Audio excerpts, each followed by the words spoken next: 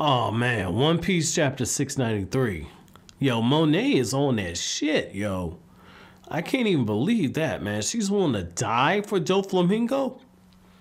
What the hell's this dude on, yo? Like, this dude's reminding me of Aizen straight up. Like Aizen had Momo brainwashed, man. Like, Momo was a liability because her life was spared, and it looks like that's exactly what happened. And here's the thing, right? For all that talk that Tashigi did with Zoro, Tashigi should have killed Monet. Like, he should have killed her. Excuse me, she should have killed her. Like, she should have went ahead and finished the job off, man. Because, like, Monet looks like she's going to blow the entire island up. And she don't care who she takes with her.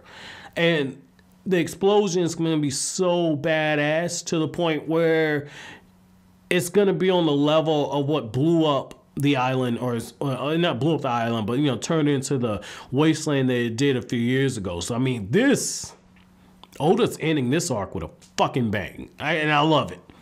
I absolutely love it. I absolutely love it. But here's the other thing, right? Like, the last chapter ended off with, you know, this ship flying, and it looks like it was Franky, and it opens up now with the fight of all fights. Like, when I tell you that this is like something out of one of those Transformers movies, this is like something out of those Transformers movies, yo. This is so hype, yo. This is so hype. Like, even when Franky messes up and he gets to the shield too late after he takes a head-on hit, Shanky has the Captain's Shield boomerang. He's just throwing shield after shield after shield. And Baby 5, she transforms her body into a sword. And there's a combo attack going on. And Buffalo swinging her around and knocking the shields away. And, like, the fire's being exchanged. Like, this is so wacky and so awesome, man. Like, Franky, if you would have told me back in Water 7 that I would enjoy reading Franky as much as I do, I would have laughed at you because I didn't really find him fascinating. Like, I mean, he had like the moments, you know, he had moments where I was like, oh, you know, this dude's pretty funny, or oh, this dude's pretty cool. But, you know, in the back of my mind, I'm like, yeah, okay, whatever, fodder character, right? Like, Franky is low key pretty damn interesting. And just like the fight and seeing how this is going on, at first I wanted Sanji and Baby 5 to fight. But, I mean, now when you look at it, it's like Sanji won't hit a woman, and the other thing is, like, you know, Sanji would just be white knighting over and she wants to feel needed. Like, they would end up, like, you know, probably making babies somewhere. They wouldn't even be fighting. You know, Sanji would, you know, be getting this girl to be speaking French when he hit it from behind. So, I mean, that wouldn't necessarily, you know, be well. Now, Franky and her mixing it up. Maybe Franky and Usopp teaming up against Buffalo and Baby 5 would be pretty cool, you know, because Buffalo can fly, Usopp is a sniper, you know, Franky has the weapons, a weapon against weapon, and I mean, that could work. That could work. And it looks like it's interesting. It looks like that they don't have all the intel because they didn't know there was a human weapon in the Straw Hat crew. So that shows you, you know, Franky could be the wild card going forward. Now, the other thing, and probably the most important thing, is when Law is saying, like, hey, you idiot, we can't let Caesar get away.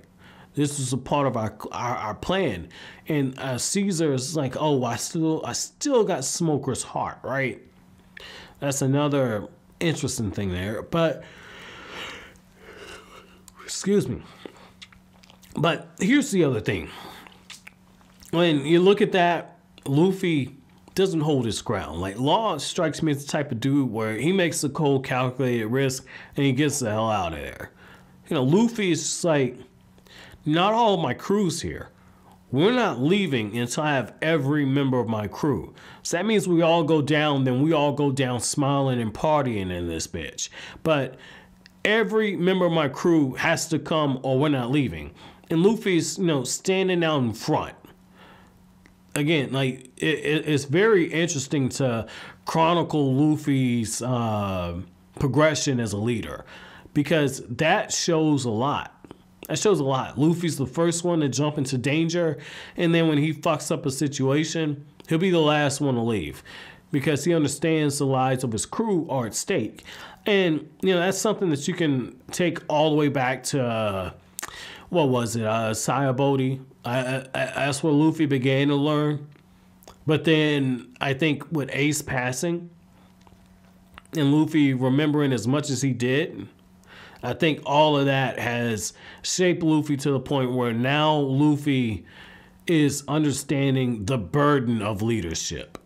I think Luffy understood it before, but now he truly understands this. I mean, this is important, you know, because, you know, anybody can lead. I truly believe that anyone can lead, but not everyone should lead. And it's because of what I said earlier about burden of leadership. Because you have to be willing to make very tough decisions that not everybody's going to agree with. You have to be willing to make decisions that people can't see why you made it, but you know, for whatever your reasons are, that it's the best decision for them as well as for yourself. And you have to have faith to stand behind what you say and behind what you do. And what you're seeing with Luffy, you're seeing Luffy grow up in that aspect. And what's really cool about that is, you know, yeah, Luffy's a knucklehead and, you know, plays around a lot and everything. But, you know, once every member of his crew is finally there, you know, with the exception of Franky, and it's because Nami is saying, hey, you know, Franky, excuse me. But, you know, she's like, hey, Franky wanted to make some changes to the Thousand Sunny. Everything's okay. You know, Luffy, you know, takes off running after everyone is essentially there, right? And what's really interesting is the fact that when Momonosuke finds out what happens to his father, you get this very touching scene where he just has that affectionate look. And he's like, oh my God, my dad went through that for me. Like that's pretty cool. And that's a very good payoff right there to see the subplot of the father and son, you know, being, you know, tied up. That's a very good subplot. But I mean, wrapping everything back up to where I open up with the chapter review. Good God, man, Monet is on some suicide bomber stuff.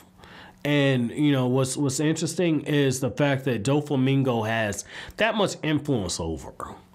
To where even when he's that far away, he can still pull strings on her. So that just shows you that, you know, Doflamingo is kind of like, man, what's that guy's name from The Following? Not Kevin Bacon, the guy who plays the serial killer. But I can't think of his name, but... You know, essentially in The Following, it's this show about what would happen if there was a cult of serial killers, right? And his name was it Joe? Yeah, it was Joe. And I can't think of the last name.